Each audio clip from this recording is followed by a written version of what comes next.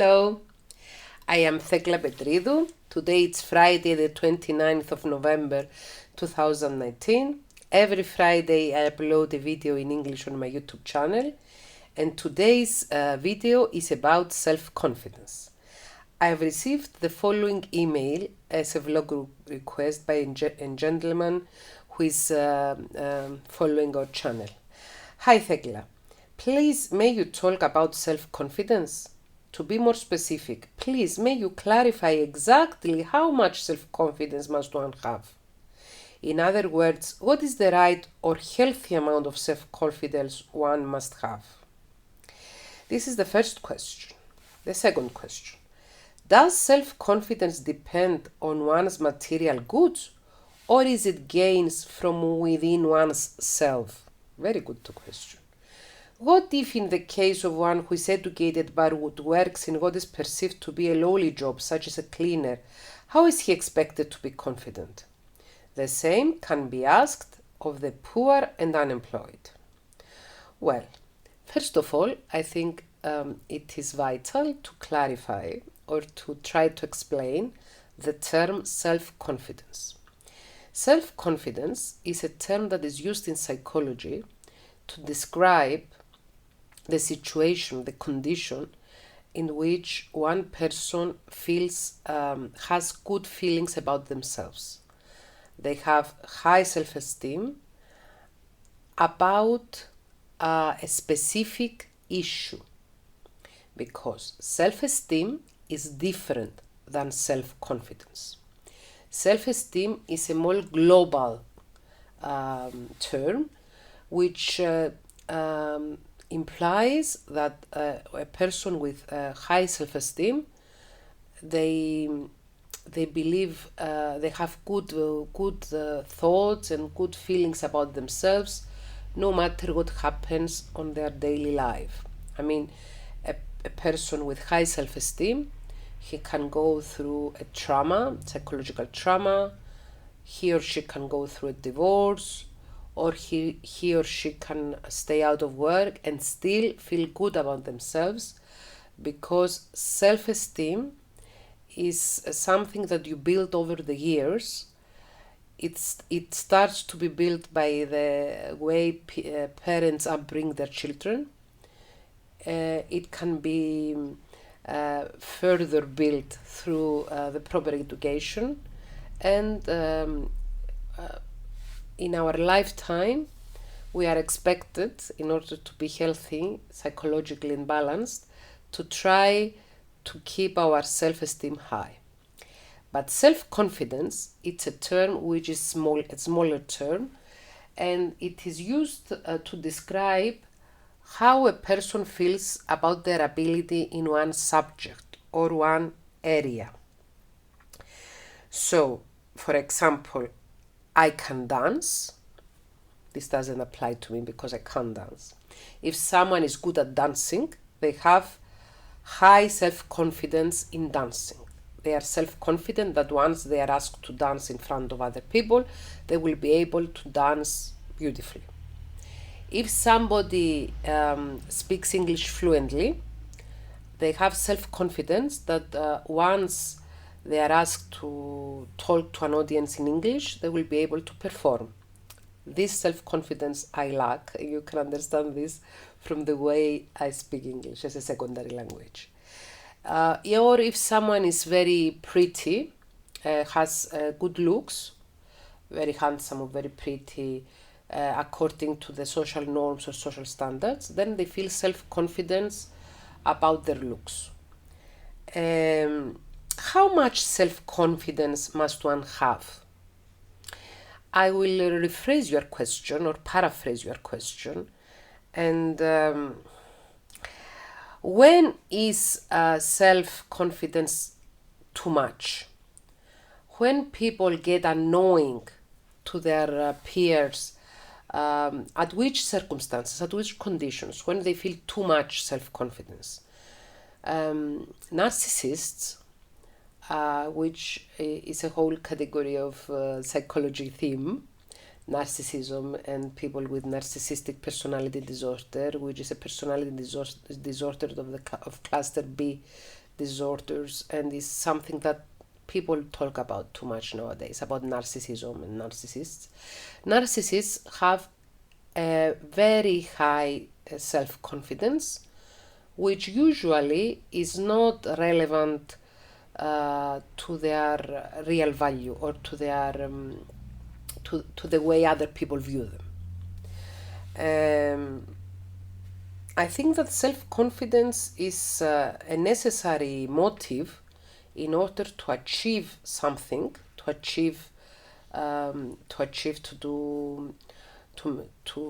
carry a project, to achieve to do something that you are asked to do. But it's not so important for our psychological balance as is high self-esteem. So I can't answer the question, what's the healthy amount of self-confidence? I think that if what you think of yourself and of your abilities is near to realistic events, then it's okay. If you have unrealistic self-confidence, if you believe, for example, that you can dance at the same time that you cannot dance, but I told you I'm not good at dancing. So if I think that I can dance, whereas I can't dance, then it's an unhealthy, if we can use that term, amount of self-confidence. Does self-confidence depend on one's material goods, or is it gained from within oneself? Self-confidence usually is derived from material goods. Yeah.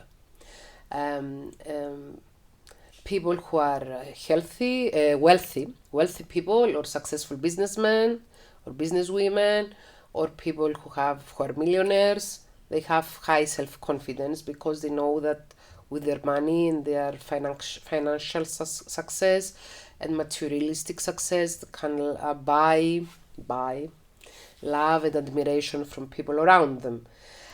From within oneself, self-esteem is gained, not self-confidence, because a person with high self-esteem or with healthy self-esteem, they understand that money, social success, political success, looks, all these materialistic goods are temporary.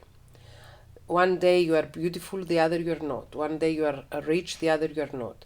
It's not something that you can hold on to and depend your life's happiness on something that it is so materialistic, so not eternal as our soul.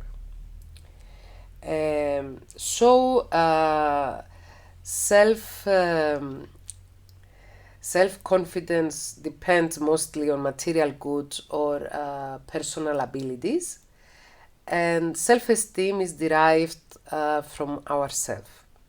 What if in the case of one who is educated but would works in what is perceived to be a lowly job, such as a cleaner? How is he expected to be confident? If he has high self-esteem, and if he or she loves herself or himself wholly, and has a philosophical point of view about life, that this time I'm low, the other time I will be high, then they will feel enough self-confidence to carry the project. The same can be asked about the poor and unemployed people. Being poor doesn't necessarily mean that you are unhappy, or doesn't necessarily mean that you are not successful in life, because some people might choose to have other priorities than financial support. But it is true that people who live below the poverty line, that it's difficult for them to have high self-esteem or high self-confidence whatsoever. One must seek the services of a psychologist in case they don't have sufficient self-confidence. I think that somebody should visit a therapist or a psychologist when they have low self-esteem, because low self-esteem results in unhappiness, results in depression, results in feelings of unworthiness, and can make you miserable. Self-confidence is not important for happiness, because let's go back to this example I used 3 or 4 times in this video already, of me not being able to dance. I know that I cannot dance, but my self-esteem is okay because I have a view of life that I don't need to be good at everything, and that other people might be good at stuff that I am not. So I do not need to dance well in order to be happy, in order to feel good about myself, to feel well about myself.